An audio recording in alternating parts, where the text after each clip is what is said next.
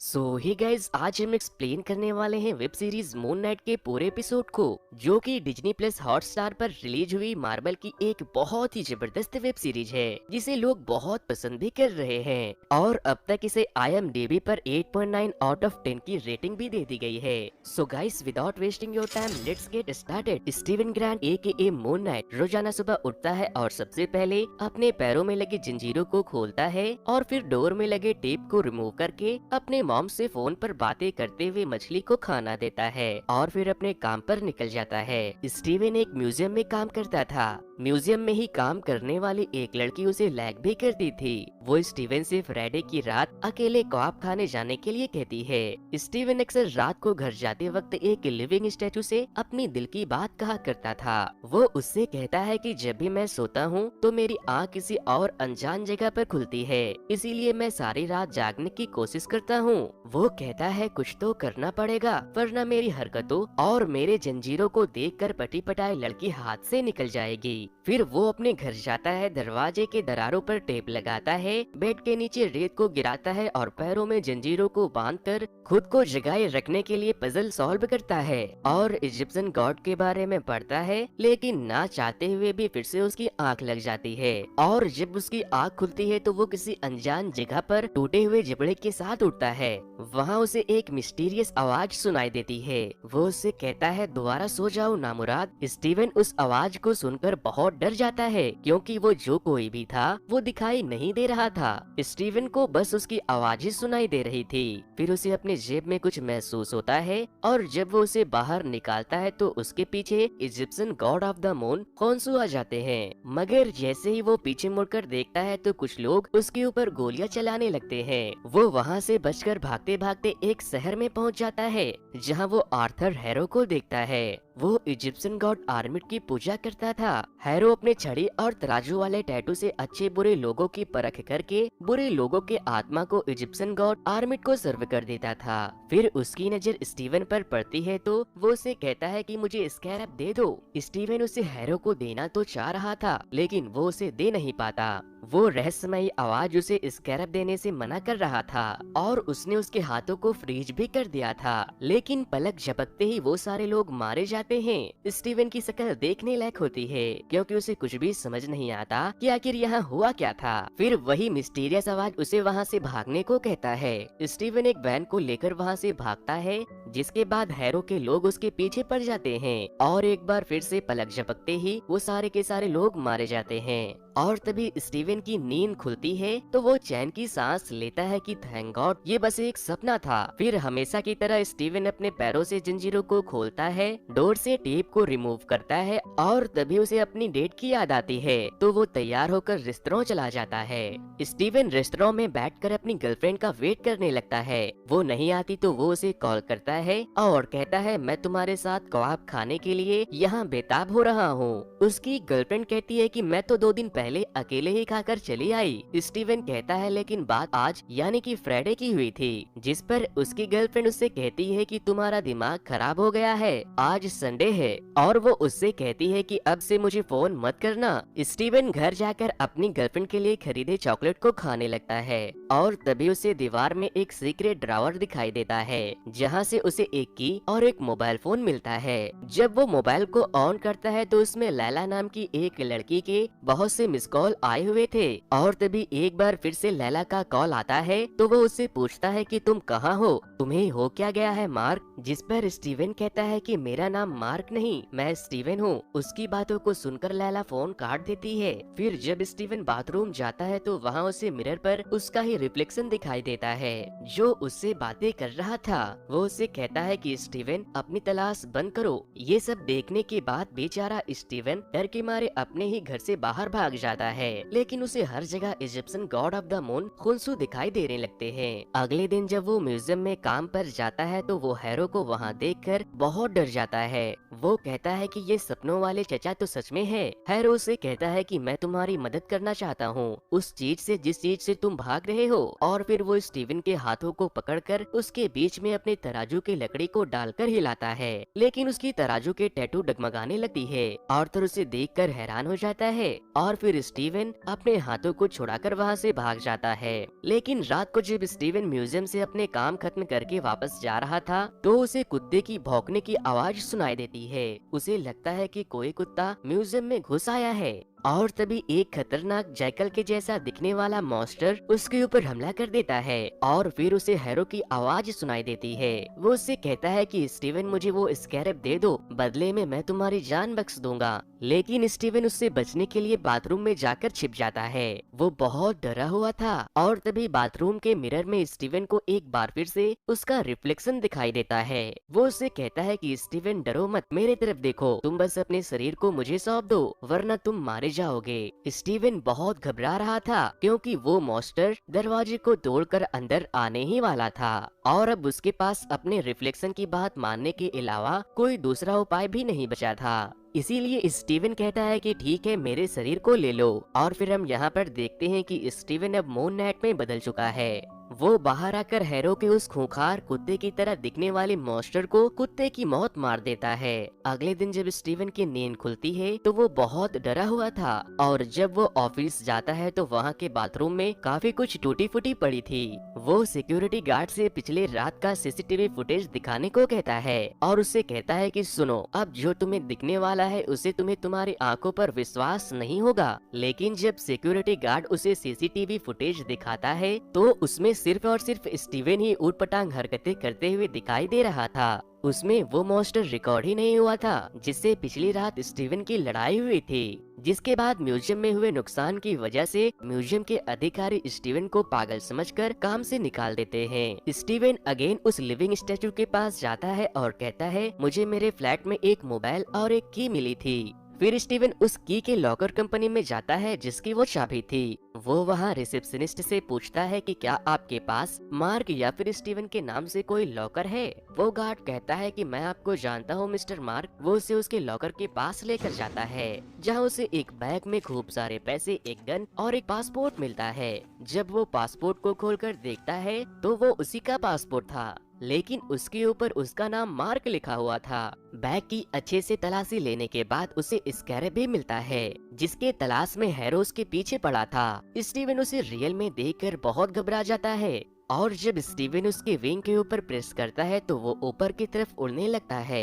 अब जब स्टीवन ने जागे रहने के लिए इजिप्शियन के बारे में इतना कुछ पढ़ा था तो वो तुरंत समझ जाता है कि स्कैरेब किसी तरह का एक कैंपस है। फिर स्टीवन को एक बार फिर से वहाँ शीशे के अंदर उसे उसका रिफ्लेक्शन दिखाई देता है। स्टीवन उससे पूछता है कि कैसे हो आने वाले बाबू, मैं तुम्हारा ही इंतजार कर रहा था। आखिर तुम हो कौन, क्या तुम कोई भूत हो? वो उससे कहता है नहीं, मेरा नाम मार्क है और मैं खौंसू का खादिम हूँ, यानी कि अवतार। मार्क उसे ये भी कहता है कि हम दोनों की जान खतरे में है और इसे बचाने का एक ही उपाय है कि तुम चुपचाप जाकर सो जाओ और अपने शरीर को मेरे हवाले कर दो। लेकिन स्टीवन उसे ऐसा करने से मना कर देता है और उसे कहता है कि तुमने न जाने मेरे शरीर के इस्तेमाल से कितनों को मारा है। मैं इस गैर कानूनी बैग को ले जाकर पुलिस वालों को दे दूंगा। वो मुझे अरेस्ट करके जेल में डाल देंगे और वहाँ मुझे तुमसे छुटकारा मिल जाएगा। स्टीवन बैग को लेकर वहाँ से भागने लगता है जिसके बाद उसके पीछे पड़ जाते हैं। स्टीवन भागते भागते जब लॉकर से बाहर आता है तो एक लड़की उसे देखकर कहती है कि मार्क, तुम इतने दिनों से कहाँ गायब थे?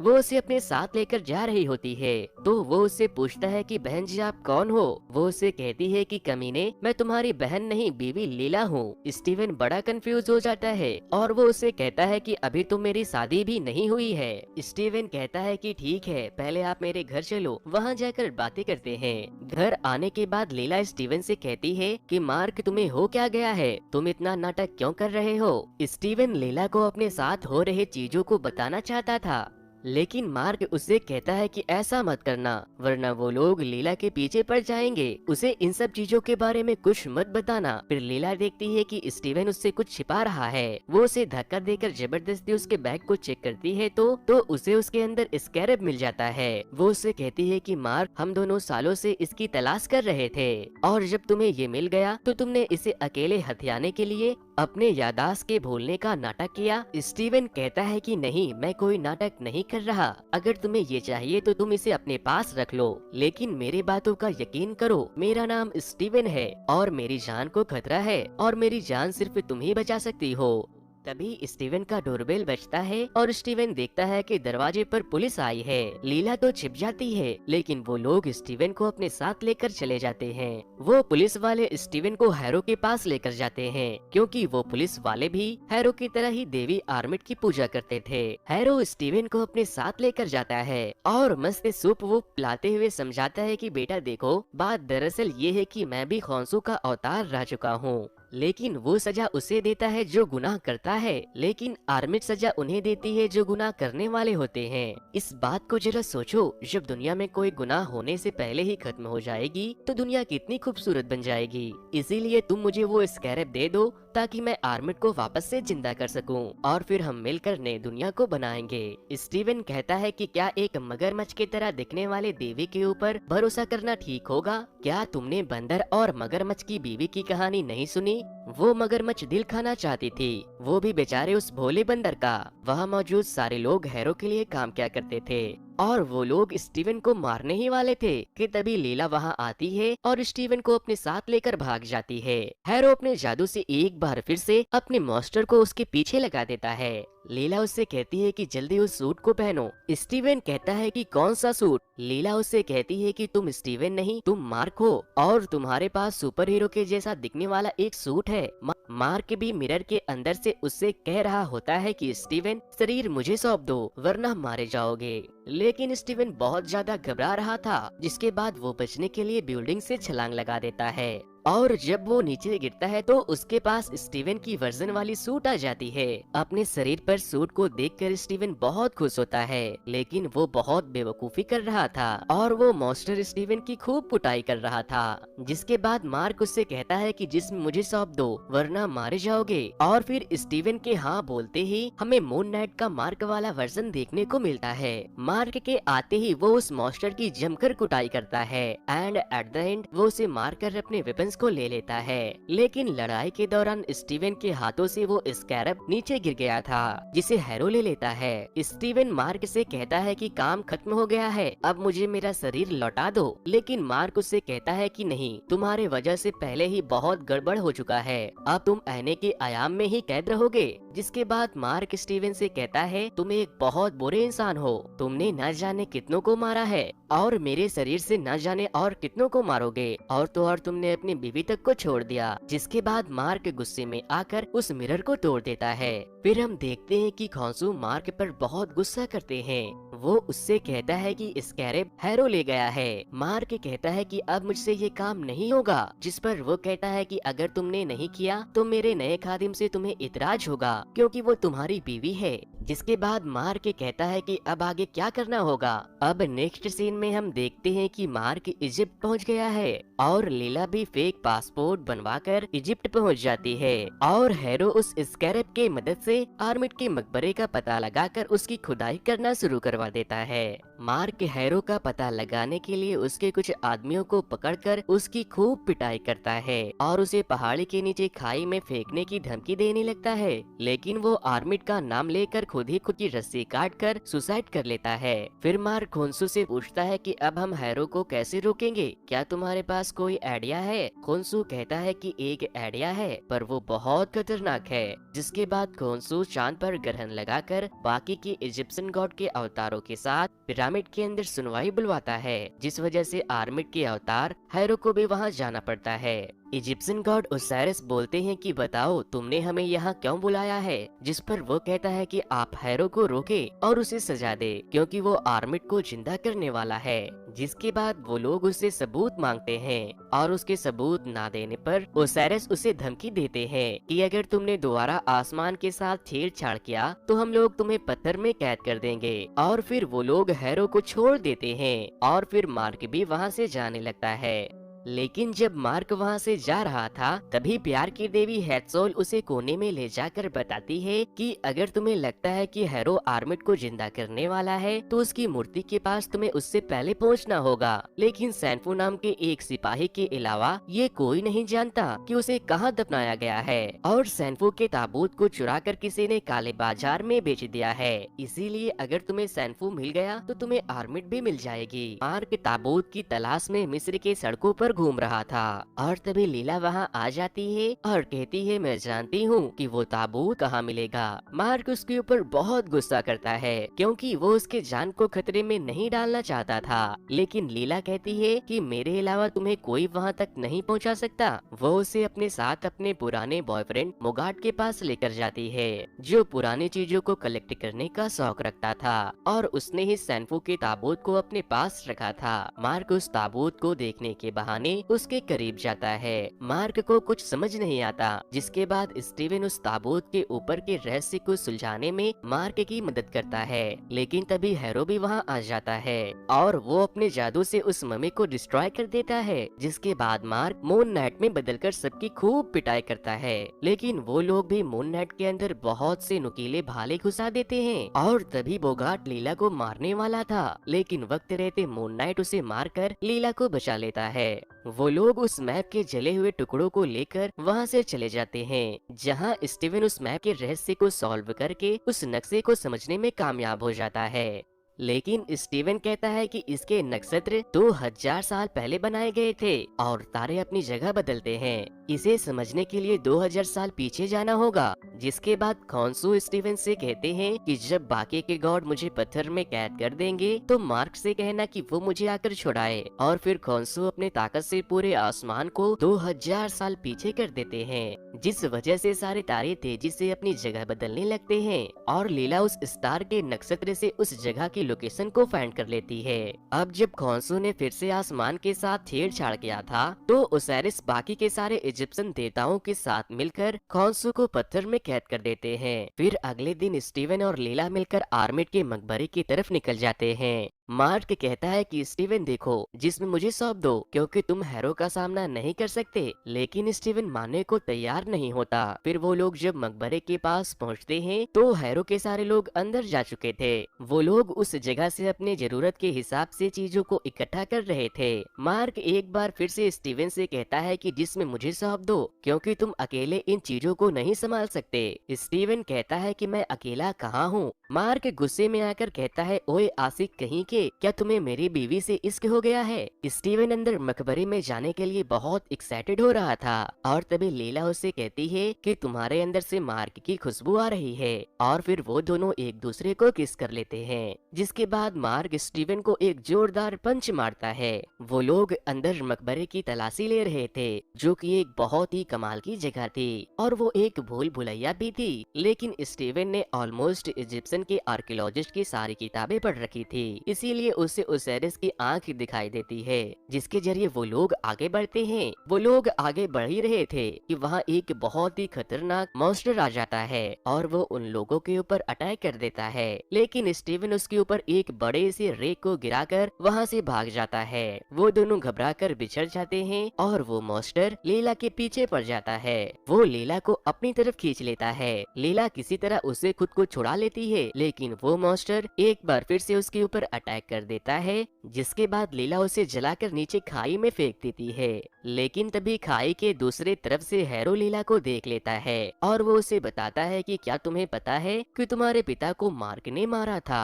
इधर दूसरी तरफ हम देखते हैं कि स्टीवन को वो मकबरा मिल चुका है। स्टीवन इतनी बड़ी डिस्कवरी करने के बाद बहुत खुश हो रहा था। वो उस ताबूत को ओपन करता है, और उस मम्मी के अंदर से एमिट की मूर्ति को बाहर निकालता है। लेकिन जब लीला वहाँ आती है, तो वो गुस्से में स्टीवन को कहती है कि मार्क को लाओ, और जब मार्क वहाँ आता है, तो वो उससे पूछती है कि तुमने मेरे पिता को क्यों मारा। वो लोग बातें कर ही रहे थे कि तभी हैरो वहाँ आ जाता है, और मार्क से एरमिट की मूर्ति को मांगता है। लेकिन जब वो मना कर देता है, तो हैरो उसे शूट करके मार देता है, और लीला वहीं छिप जाती है। दोस्तों, अब यहाँ पर ये कहानी शिफ्ट होती है एक असाइलम में, जहां मार्क एक पेशेंट था और हैरो एक डॉक्टर। वो मार्क को समझा रहे थे कि मार्क, ये जो चांद के देवता, मेरी और स्टीवन जैसो की कहानियां जो तुम हमें बता रहे हो, वो सब बस तुम्हारे दिमाग का एक वहम है। फिर मार्क को याद आता है कि उस डॉक्टर यानी कि हैरो ने उसे मार दिया था, जिसके बाद वो डर के मारे वहाँ से भाग जाता है और वो एक कमरे में जाकर बंद हो जाता है, जहाँ उसे एक मम्मी दिखाई देती है। और जब वो उस मम्मी को खोलता है तो उसके अंदर से स्टीवन बाहर आता है। वो उसे वहाँ देखकर बहुत खुश होता है। फिर जब वो दोनों जैसे ही वहाँ से बाहर जाने के लिए एक दरवाजे को खोलते हैं तो उनके सामने एक हिप्पोपोटामस जैसी दिखने वाली इजिप्शियन गॉड टेओरेट वहाँ आ जाती है। टेओरेट उसे कहती है कि मृत्यु लोक में तुम्हारा स्वागत है। वो उन्हें बताती है कि मार्क, तुम मर चुके हो, लेकिन मृत्यु लोक को समझ पाना इंसान के दिमाग की बस की बात नहीं होती। मार्क उसके बातों पर विश्वास नहीं करता और कहता है कि अगर हम मर चुके हैं तो हम यहाँ क्या कर रहे हैं। टेओरेट उसे बताती है कि मरने से पहले इंसानों के दिमाग कल्पनाओं की दुनिया में खो जाता है। जो तुम अभी देख पा रहे हो वो बस तुम्हारे दिमाग की कल्पना है। मार्क और स्टीवन उसके बातों पर यकीन नहीं करते और जैसे ही वो वहाँ से जाने के लिए एक दरवाजे को ओपन करते हैं तो इजिप्शियन गॉड टेओरेट अपने रेत के जहाज से उन लोगों के पास आती है। टेओरेट इंसाफ के तराजू पर मार्क और स्टीवन के दिल को निकाल कर रखती है और कहती है कि अगर इंसाफ के तराजू पर फेदर ऑफ ट्रूथ का वजन तुम्हारे दिल से ज्यादा हुआ तो तुम्हें देवताओं के पास भेज दिया जाएगा, और अगर तुम्हारे दिल का वजन भारी हुआ तो तुम्हें रेतीले मैदान में फेंक दिया जाएगा।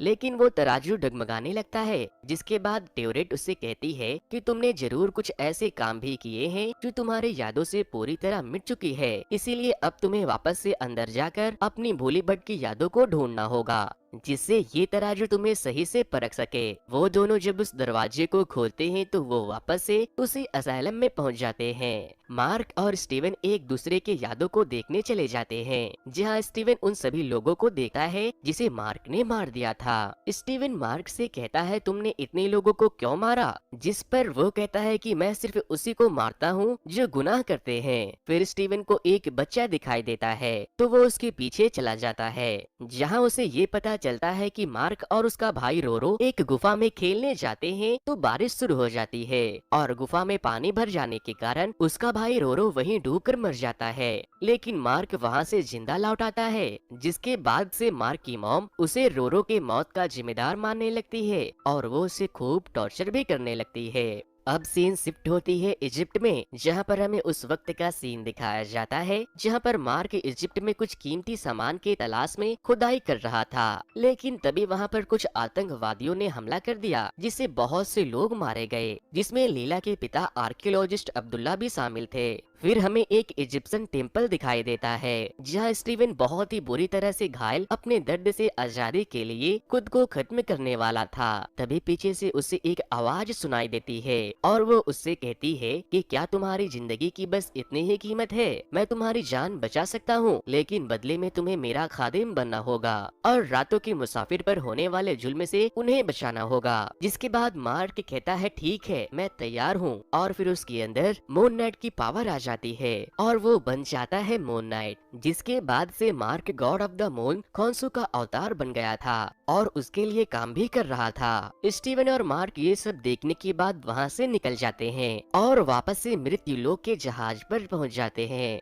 वहाँ इंसाफ के तराजू पर पल्ला बराबर हो जाता है। जिसके बाद वहाँ कुछ मॉन्स्टर उन लोगों के ऊपर हमला कर देते हैं, जिसे कि स्टीवन नीचे गिर के पत्थर में बदल जाता है और मार्क पहुँच जाता है देवताओं के मैदान में। अब हम नेक्स्ट सीन में देखते हैं कि हैरो स्टीवन के शरीर को पानी से निकालकर उससे आर्मिट की मूर्ति को लेकर वहाँ से निकल जाता है। वो लोग वहाँ से जा रहे थे तो चेक पोस्ट पर पुलिस वाले उन्हें रोक लेते हैं, लेकिन हैरो अपने जादू से उन सब के आत्मा को आर्मिट को खिला देता है और वो वहाँ से निकलकर सीधे पिरामिड के ऊपर जाकर उसे खोल देता है। जिसके बाद बाकी के इजिप्शियन गॉड हैरो को रोकने की कोशिश करते हैं, क्योंकि अब उन्हें ये पता लग गया था कि हैरो आर्मिट को जिंदा करने वाला है। लेकिन हैरो उन सब को मार देता है और वो आर्मिट की मूर्ति को तोड़कर उन्हें आजाद कर देता है। आर्मिट बाहर आने के बाद हैरो का शुक्रिया करती है और वो उससे बहुत खुश होती है। इधर दूसरी तरफ हम देखते हैं कि हैरो के आदमी के साथ साथ लीला भी वहाँ आ गई थी और वो खोंसू की मूर्ति को ढूंढती है और वो उसे तोड़कर उसे आजाद कर देती है। खोंसू कहता है कि मार्क शहीद हो गया है,